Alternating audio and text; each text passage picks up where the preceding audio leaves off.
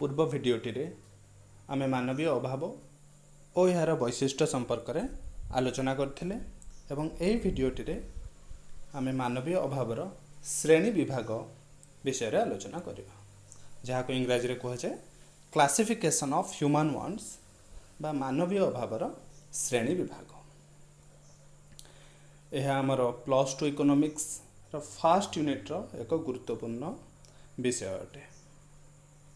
आसंत देखिबा अभावर श्रेणी विभाग बा क्लासिफिकेशन ऑफ ह्यूमन वांट्स मुख्यतः मानवीय अभाव को तीन भाग में विभक्त करा जाय थाए। प्रथम अत्यावश्यक द्रव्य जहाँ को आम इंग्राजी रे कही था नेसेसरी आइटम्स बा नेसेसरी गुड्स।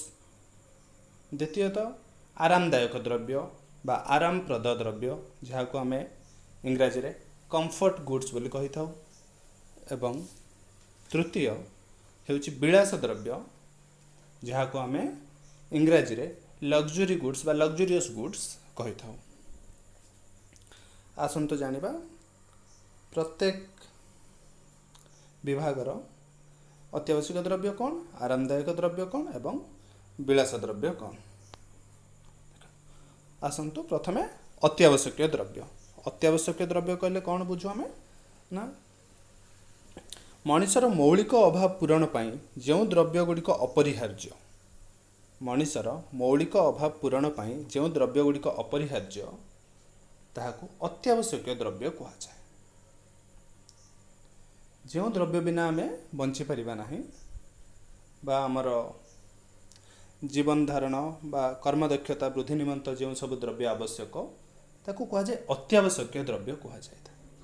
एही अत्यावश्यक द्रव्य को पुणी थरे तीन भाग में विभक्त करा जायछि। जेपरि कि प्रथम हेउछि जीवन धारण निमित्त अत्यावश्यक द्रव्य जहाँ को कहा जाए नेसेसरी फॉर लाइफ, जोटा बंचिबा पई हमर निहाती दरकार नेसेसरी फॉर लाइफ बा जीवन धारण निमित्त अत्यावश्यक द्रव्य। द्वितीय रे हेउछि कर्म दक्षता निमित्त अत्यावश्यक द्रव्य बा नेसेसरी फॉर एफिशिएंसी, हमर कर्म दक्षता वृद्धि पई जो सब द्रव्य आवश्यक हुए। तृतीयतः परंपरागत अत्यावश्यक द्रव्य जहाँ को हम इंग्राजी रे कही था कन्वेंशनल नेसेसरीज। आसंतु देखिबा गोटे पर गोटे।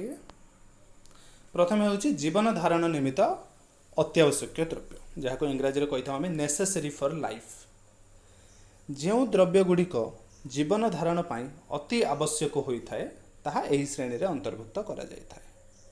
जेपरि कि खाद्य, वस्त्र, बासगृह एही भली सर्वनिम्न मौलिक द्रव्य हेउछि यार उदाहरण। एही द्रव्य बिना मनुष्य बंची रहिबा असंभव। मनुष्य बंचिबा पई जो सब द्रव्य निहाती आवश्यक ताहाको आमे कहि थाउ जीवन धारण निमित्त अत्यावश्यक द्रव्य। ठीक सही परी आमर द्वितीय अत्यावश्यक द्रव्य को कहा जाए कर्म दक्षता निमित्त अत्यावश्यक द्रव्य। कर्म दक्षता निमित्त अत्यावश्यक द्रव्य जहाँ इंग्राजी रे आमे कहि थाउ necessaries for efficiency, necessary for efficiency. यार अर्थ हेउछि आमर सर्वनिम्न आवश्यकता पूरण हेले मनुष्य बंची रही पारे, किंतु ताहा द्वारा मनुष्यर मानसिक बा शारीरिक दक्षता वृद्धि हुए नहीं। जो सेवा और सामग्री श्रमिकर कार्यदक्षता वृद्धि करे ताहा एही श्रेणी रे अंतर्भुक्त करा जाय थाए। यार अर्थ हेउछि जो सबु सेवा बा द्रव्य बा सामग्री श्रमिक बा मनुष्यर कार्यदक्षता वृद्धि करे सेही सब द्रव्य को आमे कहि थाउ कर्म दक्षता निमित्त अत्यावश्यक द्रव्य। जेपरि कि उत्तम बासगृह, पुष्टिकर खाद्य, आमर कर्म दक्षता वृद्धि करबा पई हमको उत्तम बासगृहटिए दरकार, पुष्टिकर खाद्यर आवश्यकता अछि, उपयुक्त परिधान, सर्वनिम्न स्वास्थ्य, आमर स्वास्थ्य ठीक थिले आमर कर्म दक्षता वृद्धि पाइबो। ठीक सही परि शिक्षा मध्य कर्म दक्षता निमित्त एक अत्यावश्यक द्रव्य अटे। सेहीपरि आमे देखिपार गोटे छात्र पाई टेबुल बा चेयर जहाँ को आम चौकी कही था ताहा मध्य ଦକ୍ଷତା ନିମିତ୍ତ ଅତ୍ୟାବଶ୍ୟକ ଦ୍ରବ୍ୟ କୁହାଯାଇପାରେ। ଏବଂ ତୃତୀୟଟି ହେଉଛି ପରମ୍ପରାଗତ ଅତ୍ୟାବଶ୍ୟକ ଦ୍ରବ୍ୟ, ଯାହାକୁ ଆମେ ଇଂରାଜୀରେ କହିଥାଉ କନଭେନ୍ସନାଲ ନେସେସରିଜ୍। ସାମାଜିକ ଓ ଧାର୍ମିକ ପରମ୍ପରା, ଦେଶାଚାର ଓ ଅଭ୍ୟାସର ବଶବର୍ତ୍ତୀ ହୋଇ ଅନେକ ସମୟରେ ମଣିଷ କେତେଗୁଡ଼ିଏ ଅଭାବ ପୂରଣ କରିବାକୁ ବାଧ୍ୟ ହୋଇଥାଏ। ଯେପରିକି ବିବାହ, ବ୍ରତଘର, ଶ୍ରାଦ୍ଧ ଦିବସ ଇତ୍ୟାଦି ସାମାଜିକ ପ୍ରଥା ଓ ପୂଜା ପର୍ବପର୍ବାଣୀ ପାଳନ ପାଇଁ ଆମେ ଯେଉଁ ସର୍ବନିମ୍ନ ବ୍ୟୟ କରିବାକୁ ପଡ଼ିଥାଏ ତାହା ଏହି ଶ୍ରେଣୀରେ ଅନ୍ତର୍ଭୁକ୍ତ ହୋଇଥାଏ। ସେହିଭଳି ପାନ, ସିଗାରେଟ୍, ମଦ ମଧ୍ୟ ନିୟମିତ ରୂପେ ବ୍ୟବହାର କଲେ ତାହା ଅଭ୍ୟାସରେ ପରିଣତ ହୋଇଥାଏ। ଏଗୁଡ଼ିକ ଜୀବନ ଧାରଣ ବା ଦକ୍ଷତା ବୃଦ୍ଧି ପାଇଁ ଆବଶ୍ୟକ ହୋଇନଥାନ୍ତି। ଏହି ଦ୍ରବ୍ୟ ଓ ସେବାକୁ ପରମ୍ପରାଗତ ଅତ୍ୟାବଶ୍ୟକୀୟ ଦ୍ରବ୍ୟ କୁହାଯାଇଥାଏ। ତେଣୁ ପରମ୍ପରାଗତ ଅତ୍ୟାବଶ୍ୟକ ଦ୍ରବ୍ୟ କହିଲେ କ'ଣ ନା, ଏହି ଦ୍ରବ୍ୟ ଗୁଡ଼ିକ ସାଧାରଣତଃ ଆମର ସାମାଜିକ ଓ ଧାର୍ମିକ ପରମ୍ପରା, ଆମ ସଂସ୍କୃତିକୁ ନେଇକି, ଆମର ସମାଜକୁ ନେଇକି, ଆମ ପରମ୍ପରାକୁ ନେଇକି ଆମର କିଛିଟା ଆମର ଅଭାବ ଆମକୁ ପୂରଣ କରିବାକୁ ପଡ଼ିଥାଏ। ଯେପରିକି ବିବାହ ବା ବାହାଘର, ବ୍ରତଘର, ଶ୍ରାଦ୍ଧ ଦିବସ ବା ପର୍ବପର୍ବାଣୀ ଏହିସବୁ ଆ ଭିତରେ ଅନ୍ତର୍ଭୁକ୍ତ ହୋଇଥାଏ। ଏହି ତିନୋଟି ଯାହା ଏବେ ଆମେ ବୁଝିଲେ ତାହା ହେଉଛି ଅତ୍ୟାବଶ୍ୟକୀୟ ଦ୍ରବ୍ୟ। ଅତ୍ୟାବଶ୍ୟକୀୟ ଦ୍ରବ୍ୟ ଭିତରେ ଯାଏ ତିନୋଟି, ଯାହା ପ୍ରଥମେ ଗଲା ଜୀବନ ଧାରଣ ନିମିତ୍ତ ଅତ୍ୟାବଶ୍ୟକୀୟ ଦ୍ରବ୍ୟ, ନେସେସରିଜ୍ ଫର୍ ଲାଇଫ୍। ଦ୍ୱିତୀୟଟି ଥିଲା କର୍ମଦକ୍ଷତା ନିମିତ୍ତ ଅତ୍ୟାବଶ୍ୟକୀୟ ଦ୍ରବ୍ୟ, ନେସେସରିଜ୍ ଫର୍ ଏଫିସିଏନ୍ସି। ତୃତୀୟଟି ଥିଲା ପରମ୍ପରାଗତ ଅତ୍ୟାବଶ୍ୟକୀୟ ଦ୍ରବ୍ୟ ବା କନଭେନ୍ସନାଲ ନେସେସରିଜ୍। ଠିକ୍ ସେହିପରି ଆମର ଅନ୍ୟ ଦୁଇ ବିଭାଗରେ ଯାହା ରହିଲା ତାହା ହେଉଛି ଆରାମପ୍ରଦ ଦ୍ରବ୍ୟ ବା ଆରାମଦାୟକ ଦ୍ରବ୍ୟ। ଆରାମପ୍ରଦ ଦ୍ରବ୍ୟ ବା ଆରାମଦାୟକ ଦ୍ରବ୍ୟ, ଯାହାକୁ ଆମେ ଇଂରାଜୀରେ କହିଥାଉ କମ୍ଫର୍ଟ ଗୁଡ୍ସ। କମ୍ଫର୍ଟ ଗୁଡ୍ସ ଯେଉଁ ଦ୍ରବ୍ୟ ଜୀବନକୁ ସରସ ଓ ସୁଖପ୍ରଦ କରେ, ଯେଉଁ ଦ୍ରବ୍ୟ ଜୀବନକୁ ସରସ ଓ ସୁଖପ୍ରଦ କରେ ତାହାକୁ ଆମେ ଆରାମଦାୟକ ଦ୍ରବ୍ୟ କହିଥାଉ। କ'ଣ କ'ଣ ସବୁ ଆରାମଦାୟକ ଦ୍ରବ୍ୟ ହୋଇପାରେ? ଯେପରିକି ସୁସ୍ୱାଦୁ ଭୋଜନ, ଉତ୍ତମ ପୋଷାକ ପରିଚ୍ଛଦ, ଆମର ବିଜୁଳି ପଙ୍ଖା ବା ଫ୍ୟାନ୍ ଯାହାକୁ ଆମେ କହିଥାଉ, ଇଲେକ୍ଟ୍ରିକ୍ ଫ୍ୟାନ୍, ଆମର ଟେଲିଭିଜନ,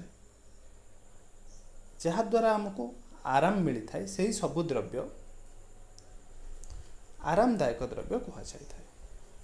ଏଗୁଡ଼ିକ ଜୀବନ ଧାରଣ ପାଇଁ ଆବଶ୍ୟକ ନୁହନ୍ତି, କିନ୍ତୁ ଏହାର ଅଭାବରେ ଦକ୍ଷତା ହ୍ରାସ ହୋଇପାରେ ବା ପାଇପାରେ। କର୍ମଦକ୍ଷତା ଜନିତ ଅତ୍ୟାବଶ୍ୟକ ଦ୍ରବ୍ୟ ଓ ଆରାମଦାୟକ ଦ୍ରବ୍ୟରେ ଥିବା ପାର୍ଥକ୍ୟ ସୁସ୍ପଷ୍ଟ ନୁହେଁ। ଉଭୟ ଏକ ପ୍ରକାର ଦ୍ରବ୍ୟ ଭଳି ମନେ ହୁଏ। ତେବେ ଆରାମପ୍ରଦ ଦ୍ରବ୍ୟ ଦକ୍ଷତା ବୃଦ୍ଧି କରେ ସତ, କିନ୍ତୁ ଦକ୍ଷତା ପାଇଁ ଏହା ଅତି ଆବଶ୍ୟକ ନୁହେଁ।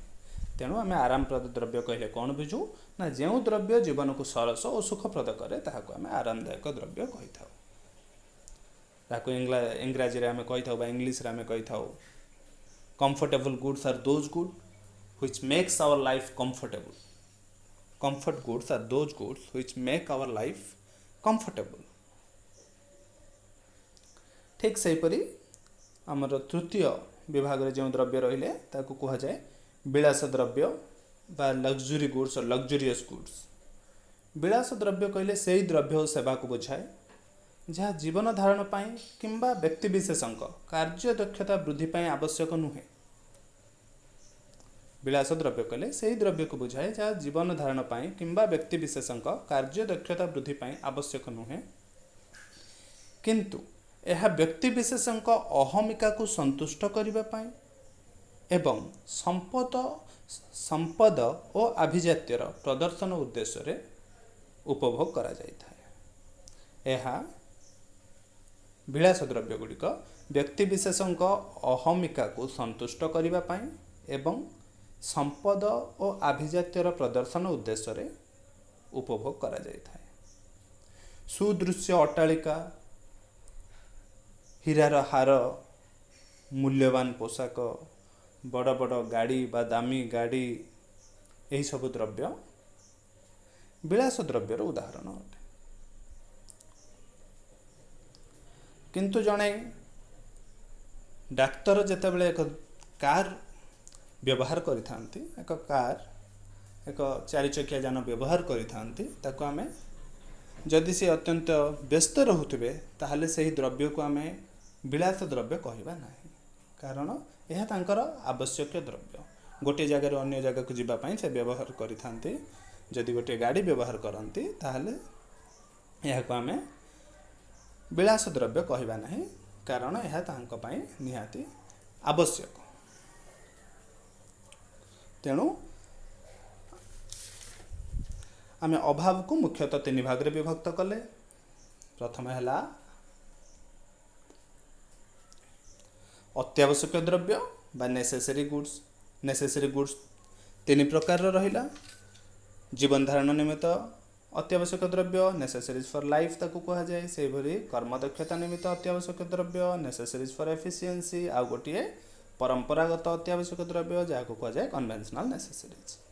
एवं आउ जो दुई प्रकार रहिले ये तो गला अत्यावश्यक द्रव्य, ताको छाड़ी आ दुई प्रकार द्रव्य थाए। गोटे को कहा जाए आरामदायक द्रव्य जहाँ कंफर्ट गुड्स, अन्यटी है लग्जरी गुड्स बा विलास द्रव्य। धन्यवाद।